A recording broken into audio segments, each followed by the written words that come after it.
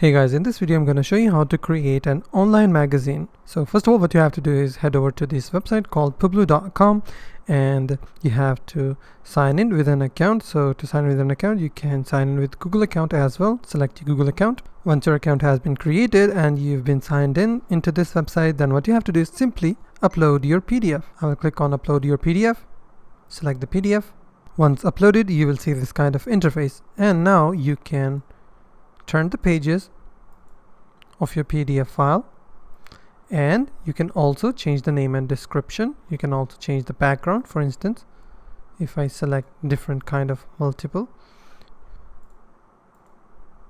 as you can see, as I select the theme, it changes the background. I can also change the video backgrounds, just something like that.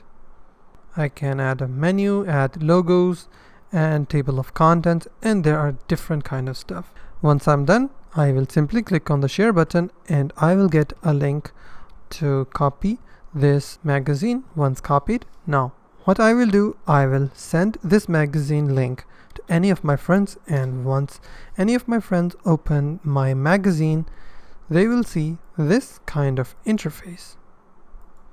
And that's simply how you can create an online magazine. If you find this video helpful, please hit the like button and also don't forget to subscribe.